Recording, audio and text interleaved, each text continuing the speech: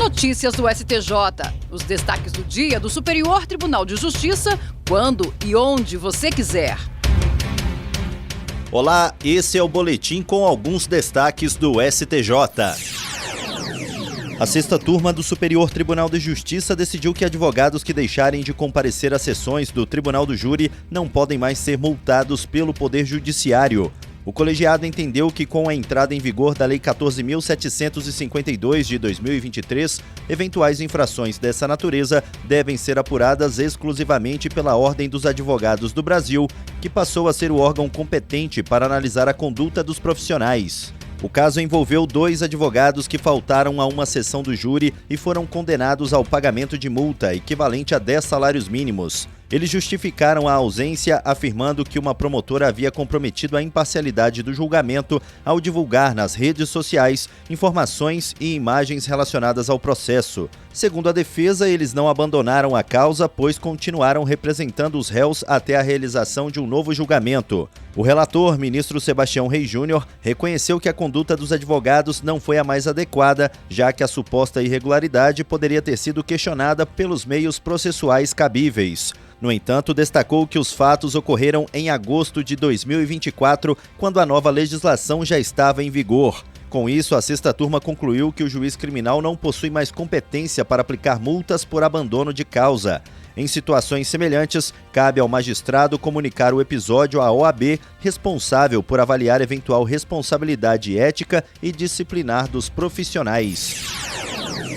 A primeira sessão do Superior Tribunal de Justiça definiu que comerciantes varejistas de combustíveis não têm direito à obtenção nem à manutenção de créditos de PIS/PASEP e COFINS sobre a aquisição de combustíveis, mesmo após as alterações promovidas pelas leis complementares 192 e 194 de 2022 e pela medida provisória 1118. A tese foi fixada sob o rito dos recursos repetitivos, tema 1339, e deve ser aplicada por todos os tribunais do país em casos semelhantes. O relator, ministro Gurgel de Faria, explicou que os postos de combustíveis estão submetidos ao regime monofásico de tributação, no qual a cobrança das contribuições ocorre apenas na etapa inicial da cadeia econômica, normalmente sobre produtores, refinarias e importadores. Com isso, os varejistas ficam sujeitos à alíquota zero e não têm direito ao aproveitamento de créditos. O ministro destacou que nesse modelo não há cumulatividade a ser compensada, diferentemente do regime não cumulativo,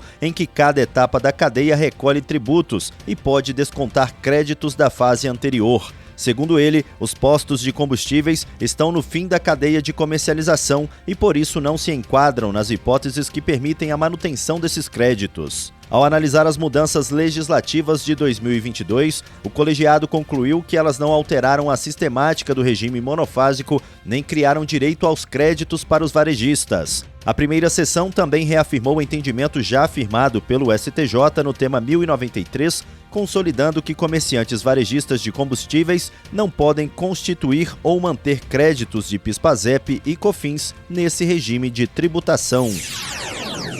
A segunda sessão do Superior Tribunal de Justiça decidiu que é abusiva a limitação do número de sessões de terapias multidisciplinares prescritas para pacientes com transtorno do espectro autista. A decisão foi tomada sob o rito dos recursos repetitivos no tema 1295 e passa a orientar os julgamentos semelhantes em todo o país. Com a definição da tese, voltam a tramitar processos que estavam suspensos à espera da análise do tribunal, envolvendo recursos especiais e agravos relacionados ao tema. O relator do caso, ministro Antônio Carlos Ferreira, destacou que a controvérsia surgiu a partir de resoluções da Agência Nacional de Saúde Suplementar sobre cobertura obrigatória de terapias para transtornos globais do desenvolvimento. Entre elas estão as resoluções normativas 469 de 2021 e 541 de 2022, que eliminaram limites para sessões com psicólogos, terapeutas ocupacionais e fonoaudiólogos.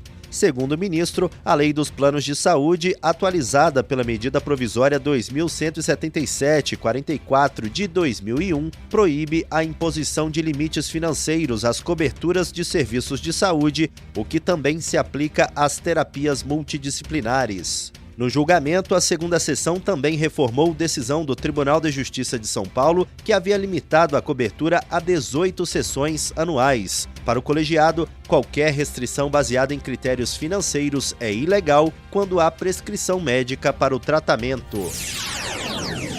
E esse foi o Notícias do STJ de hoje. Para ouvir mais, acesse o Spotify ou o SoundCloud do STJ. Tchau, tchau! Notícias do STJ, uma produção da Secretaria de Comunicação Social do Superior Tribunal de Justiça.